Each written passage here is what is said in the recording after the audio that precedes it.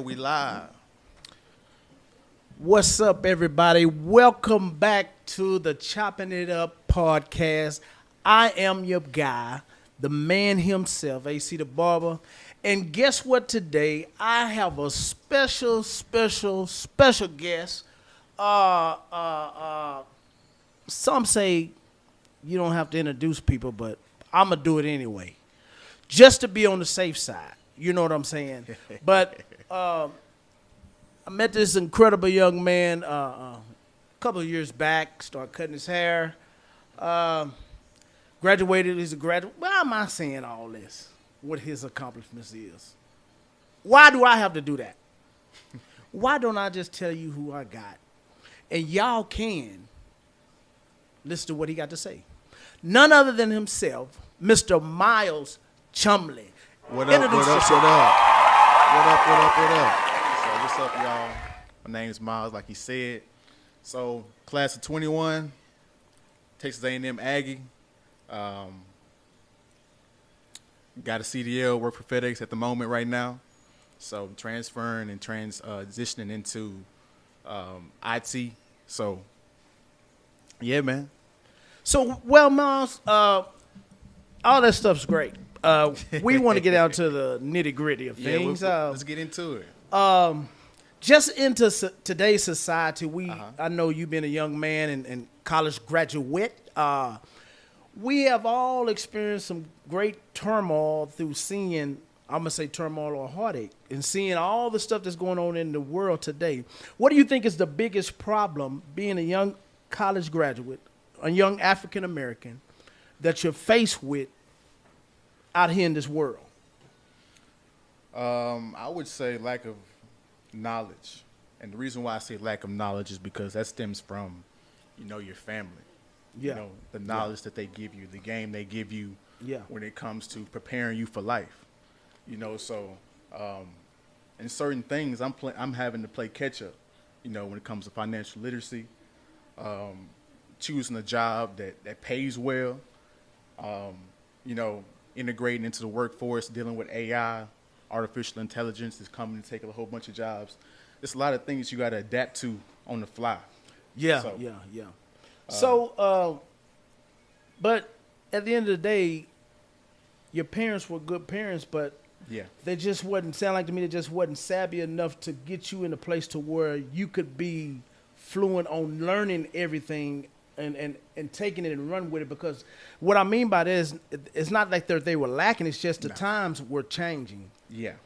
Because, dealing with my mama, my mama still act like we back in the 70s and 80s, Yeah. She never changed. Yeah. Don't get me wrong, she adjusted, but she ain't never changed. Yeah, I would say my family, what they really was good at teaching me, they taught me structure. I was raised in the church. Yeah. I know the Bible. They taught me to be respectful, be mannerful, be educated. All that stuff takes you a long way. Be disciplined. That stuff takes you a long way. The things I'm talking about kind of like are economic. Oh, okay. You talking about on that blast. See, y'all, he said he know the Lord. The man know the Lord. Yeah. Y'all know, hey, man, you got to have God. Y'all heard the man say that himself. Yeah, that's what he is. But he was talking about on the economical level for all the parents out there that are having children and do have kids that are going into college and high school. So it's best to have them fluent on these things. Yeah. Now, moving right along, I want to switch gears. Okay, let's do it. Let's talk a little news Let's and do what's it. trending in the news right now. Are you familiar with the young woman from the Alabama Hoover area that says that she was abducted? What is your take on that, Myles? Talk to the people and let them know. That bitch lying. Yeah, She she lying. Yeah, she lied. She lied. She said, what she say? She said she had it was a toddler on the side of the road. She stopped. Well, a white toddler. She had to put the race in there. But again, On the camera, it didn't show no yeah, toddlers. yeah, I didn't see that. I ain't gonna lie, I didn't see no toddler. And then she said she ran away and she ain't got no injuries on the feet. Like, But how you abducted and your hands ain't got no webs on them? Exactly. You ain't got no injury. But I'm gonna tell you the cute thing that made me know that she was lying. What she got? When they said her wig was left at the scene. When they told me that woman wig was left at the scene, I said, nah. Them B-dubs, she playing y'all. Them B-dubs ain't gonna leave their wig. Ain't no woman gonna leave no wig. And that looked like that was a $265 wig. She gonna leave it at the scene? Nah, I didn't believe that from the jump when I heard that, because I know a black woman ain't gonna leave their Apple Watch. Ain't gonna leave their phone. Hell no. And sure ain't gonna leave no $265 wig. Yeah, she be getting pulled away. She be like, hold on, let me get my wig right fast. But the thing of it, but another thing, I listened at the people talk from the mayor all the way up to the chief police, and they did a press conference today, and he was talking about when she got back home, after she quote unquote got abducted. Yeah. As I say that allegedly. Push come to shove, the parents say they took her to the hospital. She got evaluated. And upon the evaluation, they checked her pockets. She had money in her pockets. And she also had a receipt or several receipts on her purchasing things during the time of her abduction. Damn. So she got a Target receipt where she bought snacks. During the time she got abducted. That's her version of abduction. That's allegedly. This is all alleged. This is our opinions. You can't get mad. Just get over it.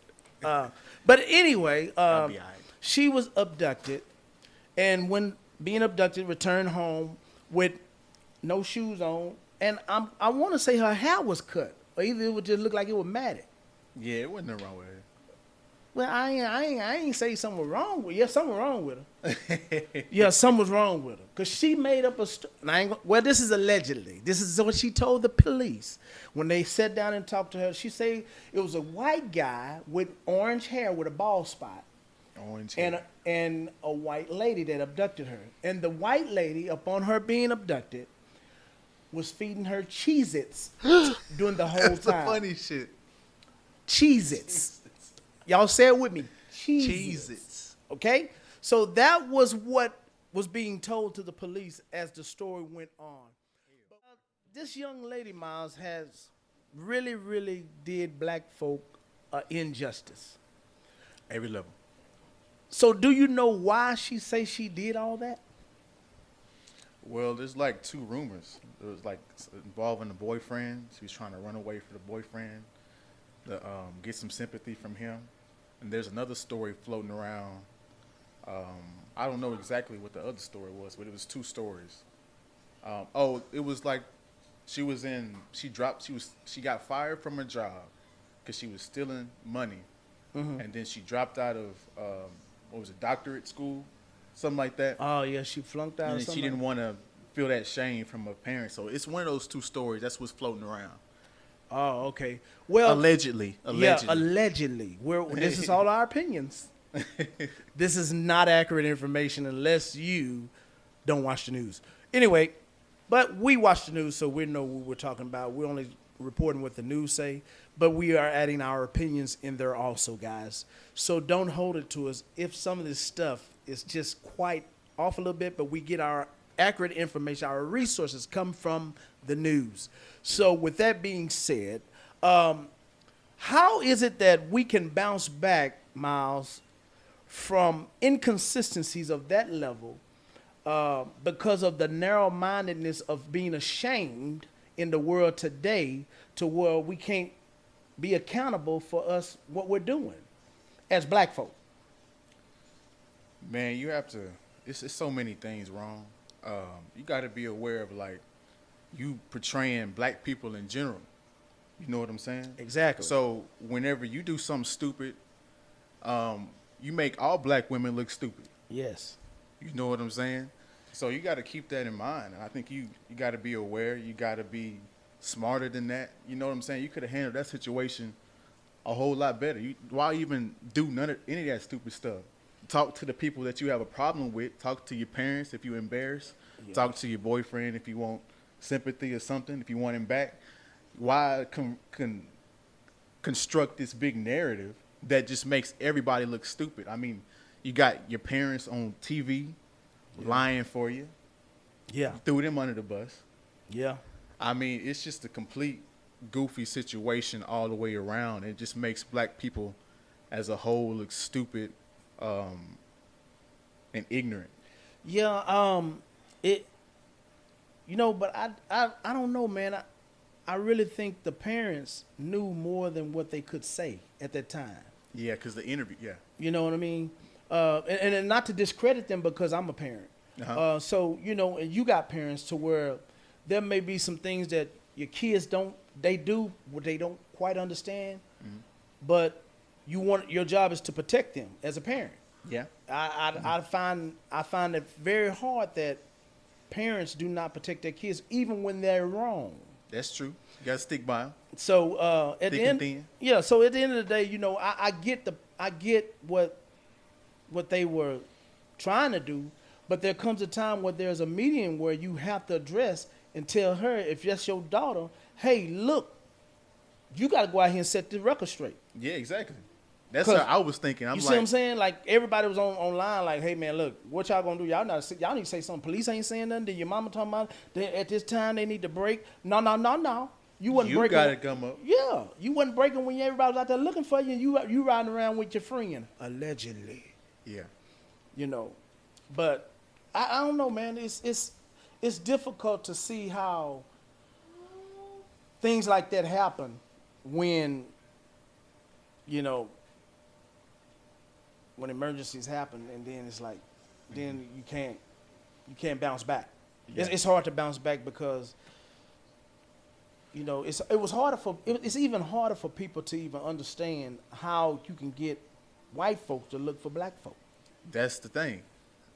I mean, if you go back and look at them footage, they had dogs, they had men lined up in rows, they had multiple police cars. I mean, damn, you would have thought.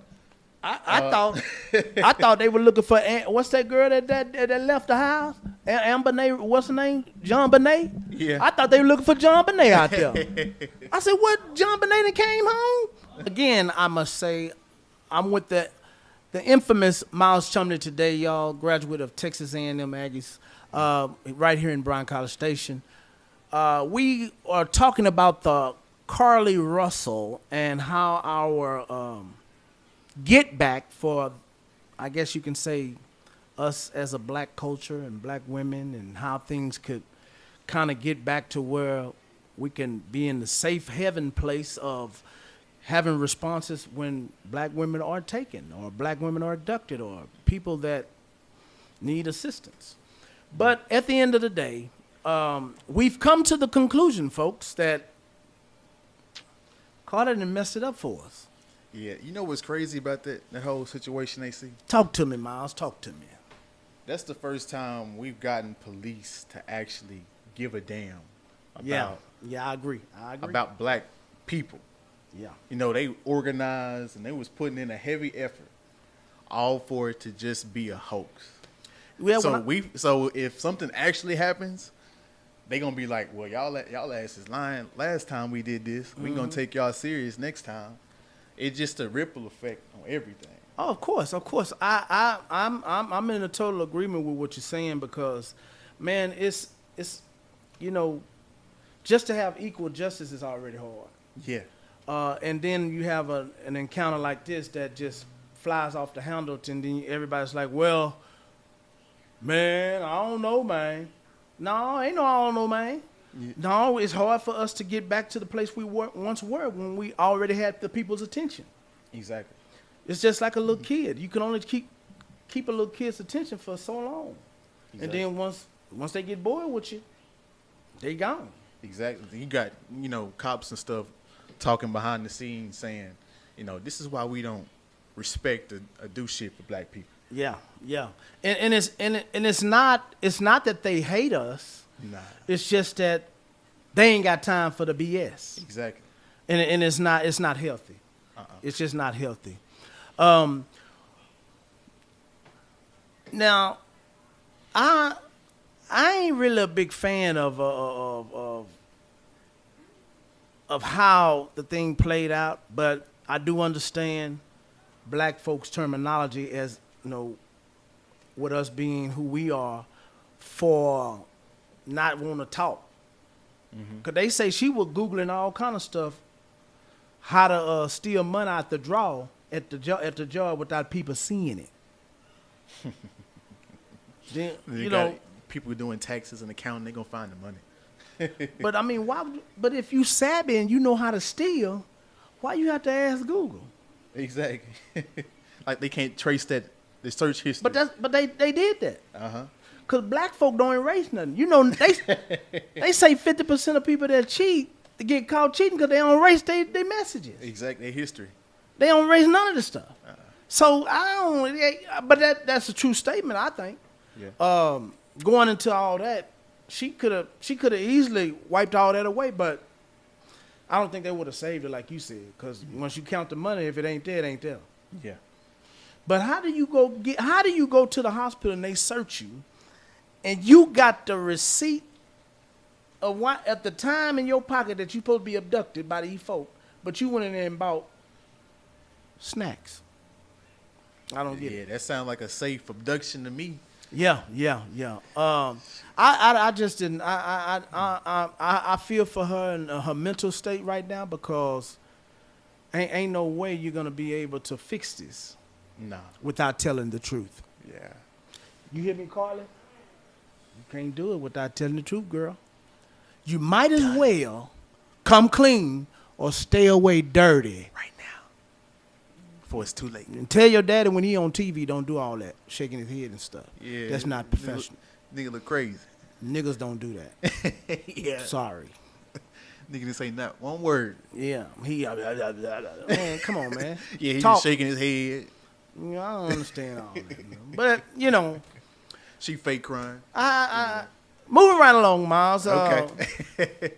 There has been a lot of things in the news and in the tabloids, you know, about in the previous of Black history with black people not getting ahead, black people not learning. You know, my grandpa used to say, if you want to hide something from a Negro, put it in the book. Oh, damn. You know what I'm saying? He's So spitting straight facts. what's your take on all of that? Well, we've gotten to a state in our culture where we don't value hard work. We don't value education. You know what I'm saying? Those things that make a culture of people strong and productive are being shamed. Yeah. Now, that stuff is not cool now. You get called a sellout, a coon for being productive, Yeah. for It's being not educated. Cool. You know Basically, it's not cool to be productive and be ahead of the game, so to speak. Exactly. Using your head. You know what I'm saying? So basically, it's not cool to be smart. Exactly. So that's the narrative of how people, and the perspective of how other people put that on other kids and different generations. Mm-hmm. But with that being said, Myles, what did you experience any of that while you were in college or in high school? Did you see what I mean is like other kids? Did they present that and try to tie you in and say, man, I wouldn't do that if I was you? You know, stuff like of that nature. Yeah, I've had a lot of great ideas as far as like, you know, trying to do stuff. Tried doing a podcast in college. So I understand what you guys are doing right here with all this production and how hard this is. Yeah. I was shamed out of doing that, you know, podcasting. You ain't never been no podcaster. What are you talking about? This is back when podcasting was really first kicking it off. Yeah. Then in high school, you know, you try to do the right thing. The kids is out drinking and smoking. You know, you like, man, I'm trying to do my homework, go to practice, you know, go home. I ain't trying to stay after hours. Yeah. You get shamed and called a lame for doing that, doing the right stuff. So Wow. I've dealt with that my whole life. You know what I'm saying? But it's crazy because, like, you only feel that from other black people. When you talk to white people, when you do that with Latino people, when you do that with Asian people, they're like, oh, this dude is productive. He know what he's doing. He's on his P's and Q's. You only hear that social pressure from black people. From your own. Yeah. And I wonder, why is that? Like that culture, man. Everybody want to be rap niggas.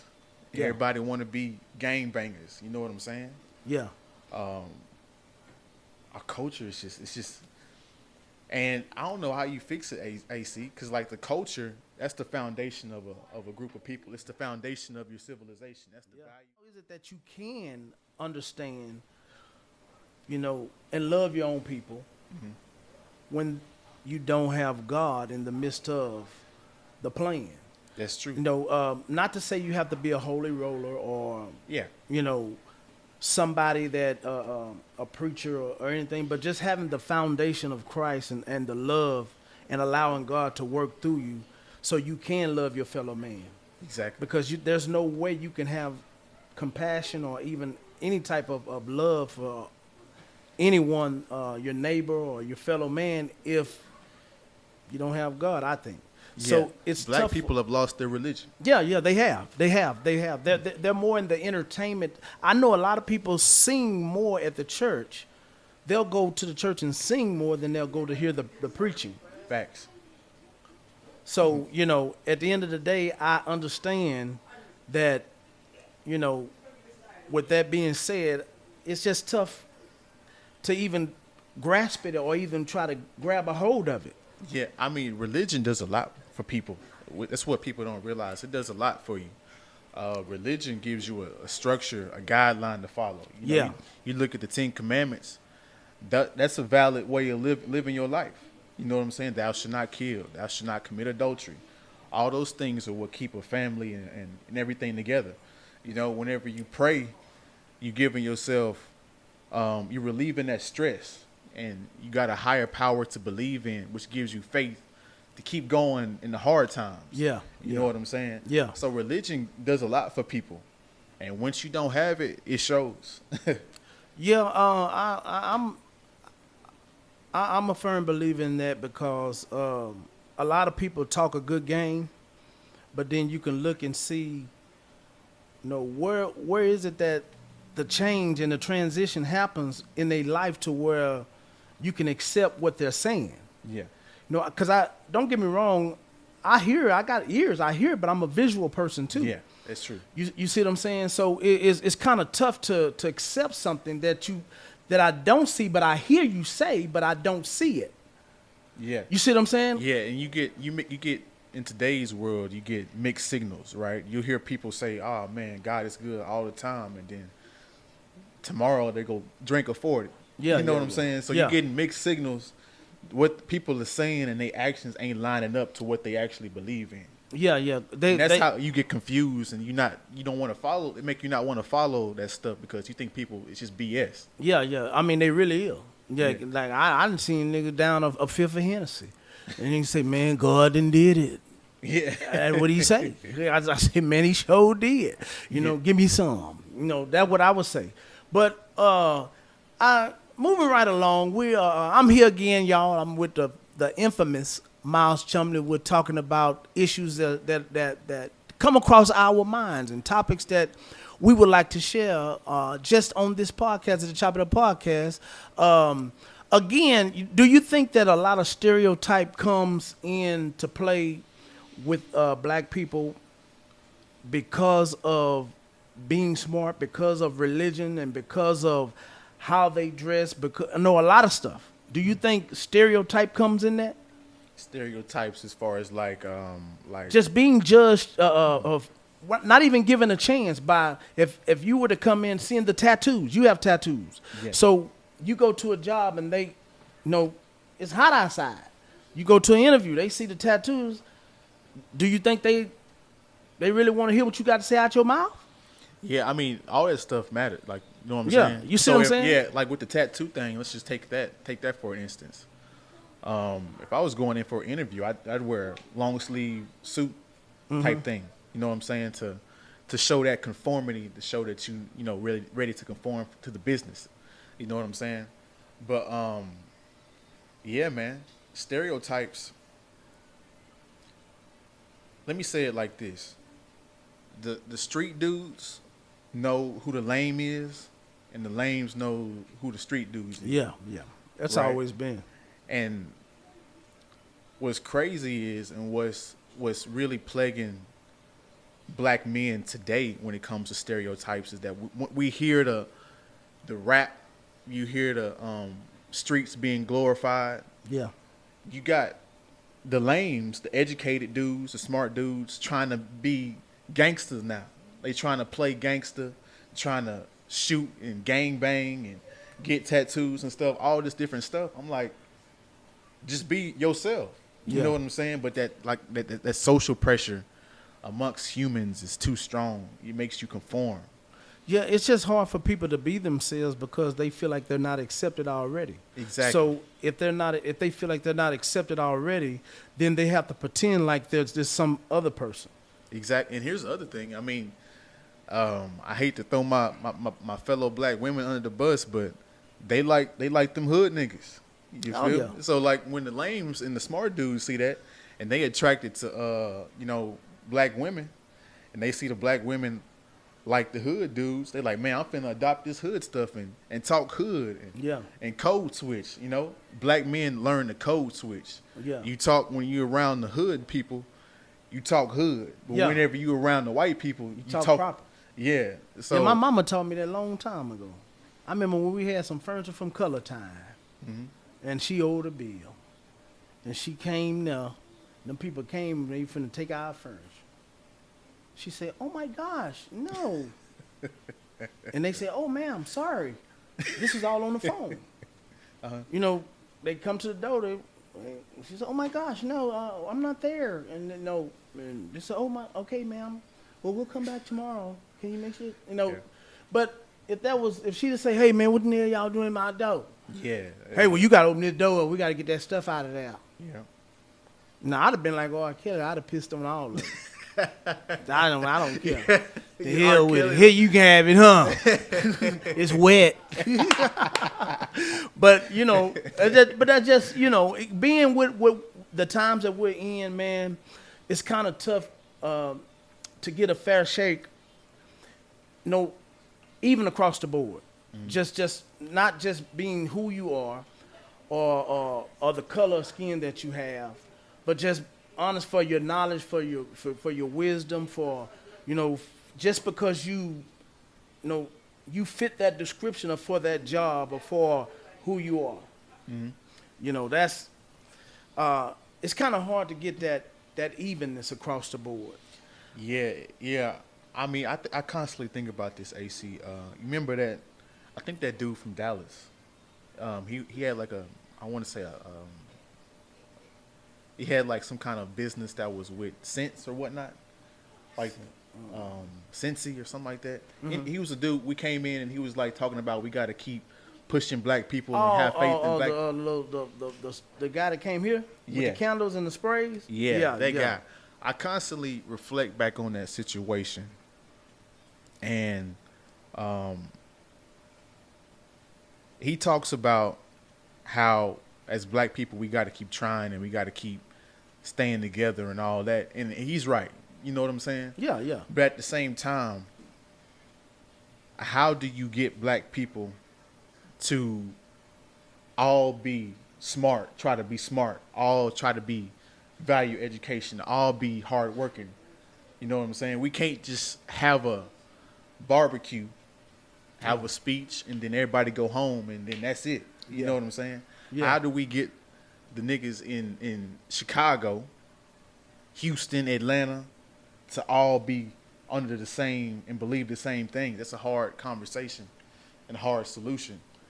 Yeah. I mean, you're absolutely right, bro. Because getting everybody on the same page is difficult. Hard. Because you always going to have, if you can have 10 people, 10 Negroes, let me say this, 8 or 9 of them going to do the right thing. It's going to always be one that's going to say, "No, man, I ain't doing that." Yeah. And that's just the Heartbreak Hotel of it to put it out there. There's always going to be somebody but the system. Not to, because some people just don't want to go along to get along. They want to do stuff that may or may not benefit them in a sense, to where it's just selfishness. Yeah. You know what's crazy, AC? Mm-hmm. What's crazy is and we talked about this numerous times, right? A black man trying to organize other black men is going to have a lot of problems. Yeah. For some reason, black men can't see a black man as being king, as being a leader. Yeah. Because you can take that same black dude, put him in the military, put him in a business that's owned by white people, that black woman, you know, under a white man, and that white man will give them orders and, you know, curse them out and make them work overtime and do all types of stuff, and they'll listen to it. Yeah. But when a black dude try to, you know, write his own people, it's a problem now. Yeah. Yeah, I get it, man. At the end of the day, man, the thing that we have to know that, and if we're gonna support each other, we have to support each other, and not look at who's on top, because it may be a time where this person may be on top right now, but then when you have a business or you come up, then you'll be on top, and then the support comes to you. If the thing that admires me about Mexicans, because they can come together easily. Oh man, it makes them hard together. Yeah, they come together so easily. Yeah. Even with food and living together, and they don't look at, well, I'm driving. A nigga gotta always be driving. Man, let me drive. Well, shotgun, I got shotgun. Why you gotta be in the front? Yeah. And get in the back. Yeah. You know, in the back you ain't gotta wear no seatbelt. See, Negro want to get in the front, don't want to wear no seatbelt. Exactly. And it don't work like that. You know, if you're gonna get in the front, you gotta wear a seatbelt. And if you're gonna get in the front, you better have the responsibility and accountability it takes. Yes. So I realize, man, it's just difficult to see how, you know, us as a black race, man, how we just can't support each other. We know no matter what we try to do, there's always a downside to it. It's always a misinterpretation or some kind of hidden agenda. You know, you got to give away TVs or tennis shoes in order to get us over there to support. Stuff. You know what I'm saying? Yeah. So, but at the end of the day, I do get it, but, you know, I don't get it at the same time. You know, I get it, but I don't get it, because how can you say you support your own when you really don't support your own? Yep. I mean, if you look at white men, you look at Latino men, Asian men, they understand hierarchy and organization and the power of reinvesting back into their communities. You know what I'm saying? Barber, he the man with the plan. Best cuts in the city, he the man, understand. AC the barber, he the man with the plan. Best cuts in the city, he the man, understand. And we be chopping it up. Word around town, we be chopping it up. AC the barber, he be chopping it up. Chopping it up. Chopping it up.